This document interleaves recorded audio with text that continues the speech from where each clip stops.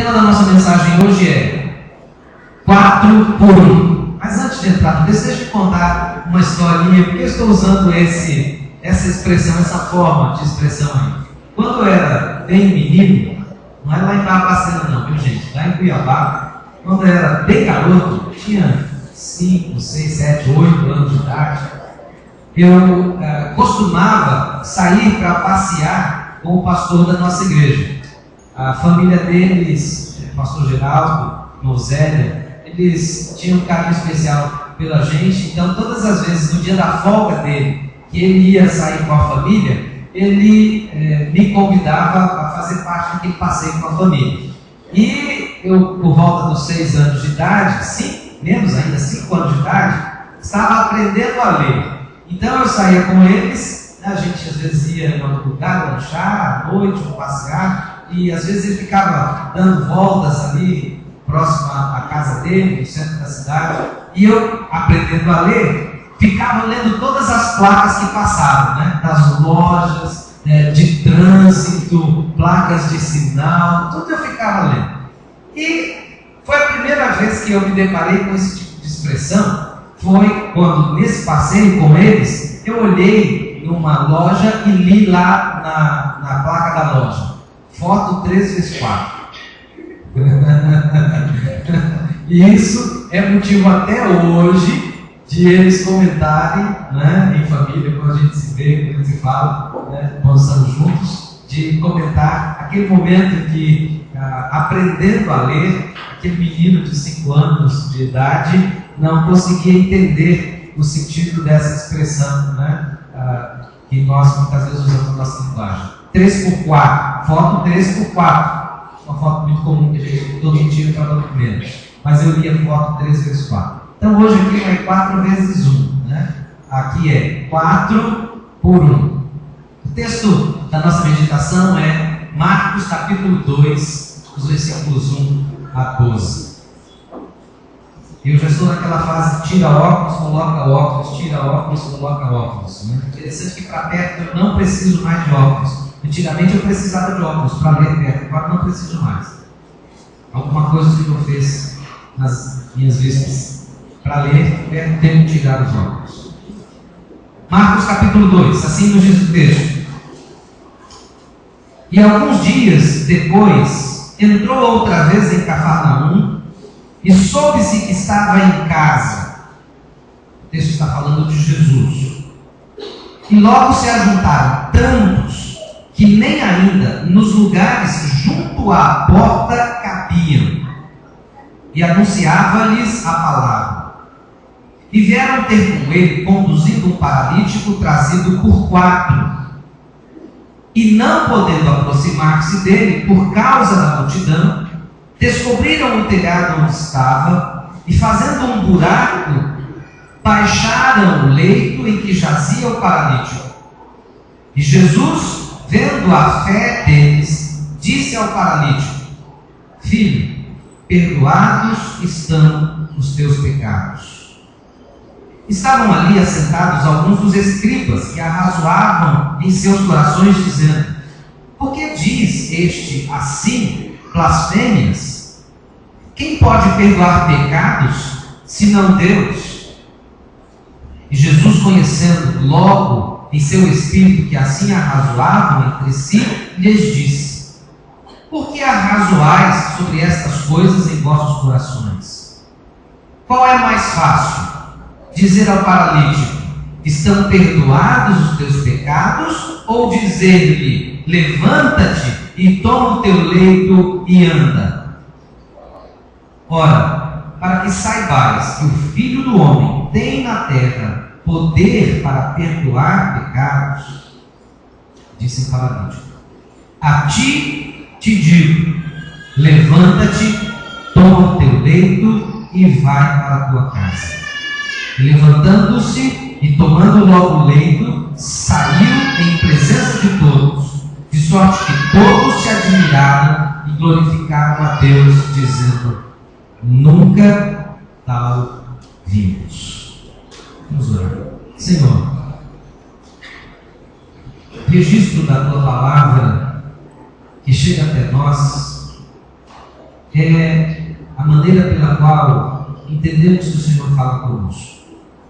O Senhor não teria preparado tantos relatos, tantas histórias guardadas pelo teu poder mesmo através do tempo, se não fosse para que por meio delas nós conhecêssemos melhor ao Senhor e aprendêssemos a tua vontade, de modo que pudéssemos cumprir plenamente os propósitos do Senhor para a nossa vida. Por isso, Deus, eu peço que o Senhor fale conosco nessa hora através da tua palavra. Assim como Jesus ensinava as multidões a tua palavra, a tua vontade. Que nessa noite também nós possamos ter ouvidos abertos e coração pronto para atender ao chamado e à voz do Senhor. Essa é a oração que fazemos em nome de Jesus. Amém. Quantas pessoas você acha que são necessárias para levar uma urna funerária com o corpo dentro? Quantas pessoas você acha que são necessárias para empurrar um carro enguiçado morro acima? Olha que o carro tem, em média, dos mais leves, 400 quilos. Quantas pessoas você acha que são necessárias para jogar uma partida de vôlei? Quantas pessoas você acha que são necessárias para montar uma orquestra? Essas perguntas nos dão uma ideia de que há coisas que nós conseguimos fazer sozinhos, mas há outras, muitas coisas que nós não conseguimos fazer sozinhos. Precisamos de mais pessoas na realização dessas tarefas que eu mencionei agora, como de tantas outras. Há muitas tarefas que melhor são feitas quando realizadas em conjunto.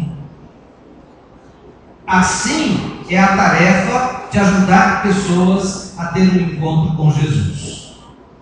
É uma tarefa simples quando realizada com a ajuda de outras pessoas.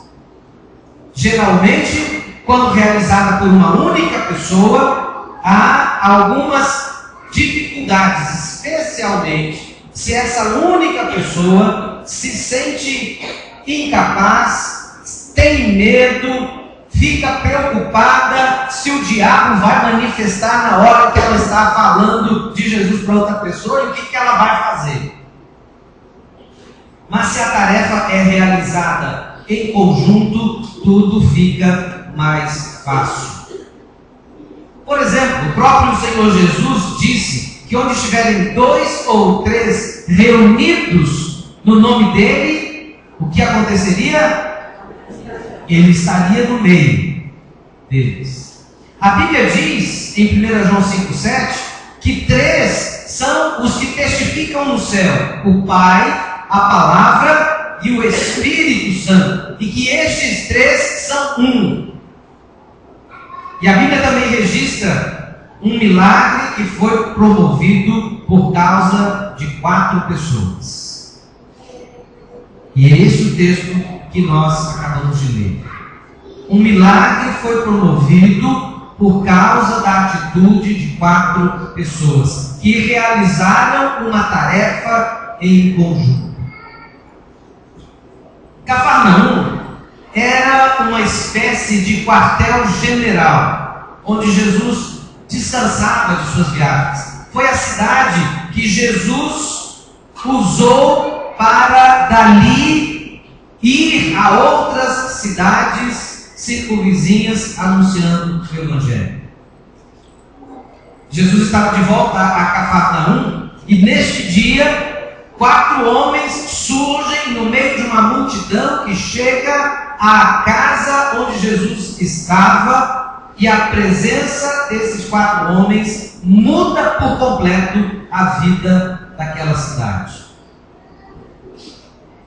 Antes de ver os resultados da ação desses 4 homens, vejamos alguns aspectos na história deles. Primeiro, pelo menos dos quatro se compadeceu da condição do paralítico. Esse paralítico registrado no texto não teria sido trazido até Jesus se pelo menos um desses quatro homens que fazem parte dessa história não tivesse tido compaixão dele. O texto não diz quem eram esses quatro, nem diz quem era este que se compadeceu da condição do paralítico. Poderia ter sido o seu pai, poderia ter sido o seu irmão, poderia ter sido um amigo, um vizinho, mas a verdade é que este paralítico não teria sido trazido até Jesus se pelo menos um desses quatro homens não tivesse o seu coração movido de compaixão, se não tivesse o seu coração movido na direção deste paralítico para suprir a sua necessidade, para atender a sua carência, para realizar talvez o maior desejo que havia no coração daquele paralítico: voltar a andar, voltar a ter liberdade, voltar a ter, ou talvez nunca tenha tido, a capacidade de fazer coisas por sua própria força, por sua própria condição, por sua própria iniciativa. Aqueles quatro homens mudaram a vida daquele paralítico, mas porque pelo menos um dos quatro se compadeceu da condição daquele paralítico. Um outro aspecto desse texto é que pelo menos um dos quatro sabia onde encontrar Jesus. Talvez você pudesse dizer, mas é claro, Cafarnaum não era uma cidade tão grande assim. E Jesus chegando àquela cidade, é claro que provavelmente logo todos ficariam sabendo. Entretanto, Cafarnaum não era uma cidade tão maior do que Paranaíba. Poderíamos comparar Cafarnaum com a cidade de Paranaíba. E é verdade que aqui em Paranaíba acontecem coisas que eu e você muitas vezes não ficamos sabendo. Há coisas que às vezes um certo número de pessoas fica sabendo, mas nós não. Passados os eventos, depois de algum tempo, às vezes até a notícia chega até nós e nós dizemos: puxa, como é que eu não fiquei sabendo disso? E olha que nós temos em nossa cidade mecanismos de comunicação que não existiam em Cafarnaum, como rádio, como televisão, como jornal, como carro de som. E é interessante quando nós falamos de carro de som, que a gente tem a sensação que em Paranaíba há morte todo dia. Porque nós todo dia ouvimos alguém anunciando, hoje mesmo isso aconteceu, passando ali na minha casa, alguém anunciando a morte de uma pessoa. Coisa que aparentemente numa cidade grande nós não percebemos. Quanto maior a cidade, maior a dificuldade de nós tomarmos conhecimento de tudo o que acontece nela. Mesmo uma cidade pequena como a nossa, nós não tomamos conhecimento de tudo o que acontece nela. E nós podemos também inferir que mesmo na cidade de Cafarnaum, é possível que alguns desconhecessem que Jesus naquele momento estava em Cafarnaum. Mas um desses quatro homens que levam o paralítico até Jesus sabia que Jesus estava em Cafarnaum e sabia em que casa ele estava. E promove o encontro desse paralítico com Jesus. Outro aspecto desse texto é que pelo menos um dos quatro soube superar os obstáculos para trazer o paralítico até Jesus. O texto nos diz que a multidão que afluiu para a casa onde Jesus estava era tão grande que mesmo na porta de entrada da casa não tinha mais como passar ninguém. Estava impedida a passagem, todo mundo em volta, Quem conseguiu chegar mais cedo estava dentro da sala. Aqueles que conseguiram chegar um pouco depois já estavam nas janelas, à porta, à volta da casa. E outros talvez mais distantes do meio da multidão, tentando ver o que acontecia dentro da casa ou ouvir o que Jesus estava dizendo. Aqueles 4 homens chegam e então tem aquela circunstância posta de impedimento para que pudessem chegar até Jesus. Mas pelo menos um dos 4 teve uma brilhante ideia. Vamos contornar a multidão, subir ao telhado e vamos fazer um buraco lá no telhado e descer o homem até Jesus. Imaginem a dificuldade que aqueles 4 homens tiveram de carregar uma pessoa sem nenhum estado sem nenhuma condição de mobilidade até o teto da casa, abrir um buraco na casa, no teto, e ainda descer aquela pessoa até Jesus. A multidão não foi obstáculo para esses 4 homens. Eles conseguiram trazer o paralítico até Jesus. Um outro aspecto é que pelo menos um dos 4 tinha fé em Jesus. É o que nos diz o versículo 5. O versículo 5 diz que Jesus, olhando a fé daqueles homens, não do paralítico. Notem que no texto Jesus não faz, ou Marcos não faz menção de que Jesus tenha olhado para o paralítico. Jesus olhou para os 4 homens. Diz o texto, versículo 5, capítulo 2, vendo a fé deles, olhou para o paralítico e disse: filho, perdoados estão os teus pecados. Alguns aqui podem até dizer: não, mas Jesus também estava olhando para a fé do paralítico. Até poderia concordar, mas notem que a ênfase do texto está nos 4 homens que traziam o paralítico até Jesus. Aqueles homens tinham fé no poder de Jesus. Pelo menos um deles tinha fé que Jesus poderia mudar a condição daquele paralítico. Pelo menos um deles sabia que Jesus podia mudar a história da vida daqueles homens. Eles superaram a limitação do paralítico carregando no leito. Eles contornaram a multidão subindo ao telhado. Eles chamaram a atenção de Jesus abrindo um buraco no telhado, porque eles queriam ver a ação de Jesus em favor daquele paralítico. O que é que nós podemos aprender com essa história? O que é que eu quero deixar com os irmãos nesta noite como um desafio do Senhor para a minha vida, para a sua vida, para a nossa vida como igreja? A atitude daqueles 4 homens foi fundamental para que uma vida fosse plenamente transformada.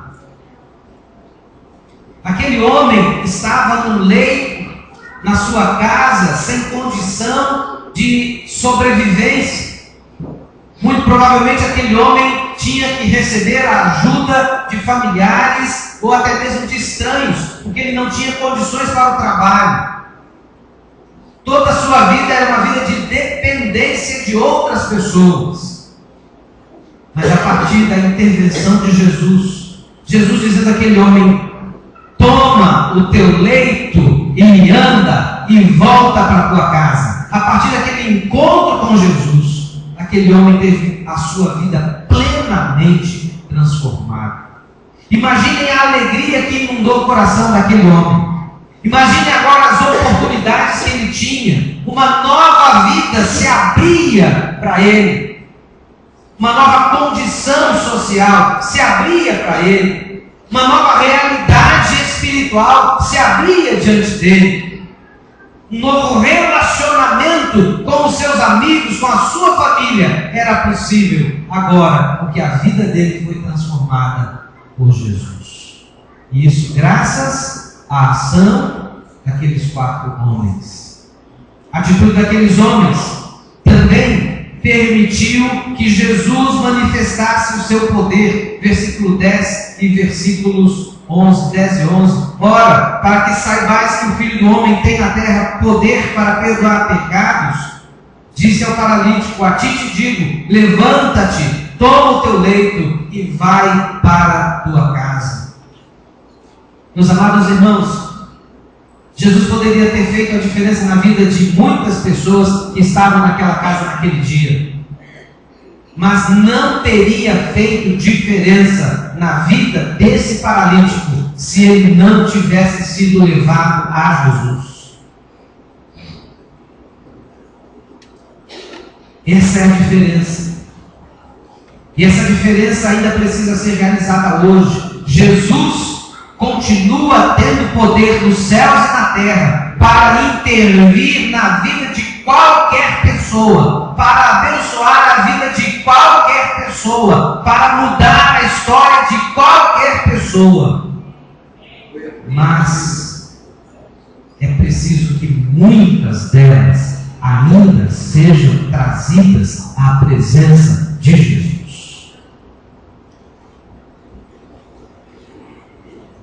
Esse texto também nos ensina que a atitude daqueles 4 homens permitiu que uma multidão pudesse crer que Jesus é o Filho de Deus. É o que diz o versículo 12. E levantou-se aquele homem, e tomando logo o leito, saiu em presença de todos, de sorte que todos se admiraram e glorificaram a Deus, dizendo: nunca tal coisa vimos. A atitude daqueles homens não só mudou a história da vida daquele paralítico, mas mudou a história daquela cidade. Aquela cidade foi impactada pela presença de Jesus mais uma vez. E a notícia de que aquele homem paralítico fora curado espalhou-se. E essa é a razão pela qual também o texto bíblico registra essa história até os dias de hoje. E até os dias de hoje, essa história está aqui diante de nós para que multidões creiam que Jesus é o Filho de Deus. Isso por causa da atitude de 4 pessoas, 4 homens. Esse texto nos desafia, amados irmãos. Traz para nós uma grande responsabilidade. Traz sobre nós o despertamento de uma visão daquilo que Deus quer fazer na nossa vida e na vida de nossa cidade. Mas a pergunta que devemos fazer é: será que ainda hoje, preste atenção nisso, será que ainda hoje há pessoas capazes de mudar a história de uma cidade? Amém? Pelo menos alguns. Será que pelo menos há alguém capaz de mudar a história de uma pessoa? Quem irá ocupar o lugar desses homens na compaixão pelas almas que precisam de um encontro com Jesus? Quem irá ocupar o lugar desses homens na busca de soluções e superação de obstáculos para que almas aflitas sintam o poder de Jesus em suas vidas? Quem irá ocupar hoje o lugar desses homens, concedendo oportunidade a quem desejar ter sua vida transformada pela presença de Jesus? Será que há hoje, agora, aqui, pessoas dispostas a assumir o lugar daqueles 4 homens? Sem dúvida nenhuma, 4 homens fizeram diferença na vida de um homem, na vida de uma cidade, e por causa da atitude deles, Deus honrou a vida deles, colocando-os nos anais da história de Deus, no registro que Deus mesmo conduziu da ação dele ao longo da história da humanidade. Se o Senhor estivesse escrevendo uma Bíblia hoje, uma Bíblia atualizada, versão nova do Espírito Santo, será que o seu nome estaria no registro bíblico? Será que a minha vida estaria sendo inclusa nos registros da história daquilo que o Senhor está fazendo nessa cidade, na vida de pessoas?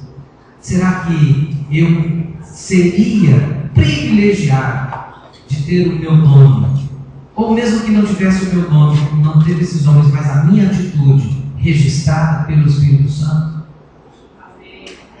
Esse é o desafio que nós temos. Ainda que Deus não esteja escrevendo uma Bíblia nova, mas o desafio dele permanece, para que a minha vida e a sua vida faça diferença neste tempo, para a vida das pessoas que estão à nossa volta.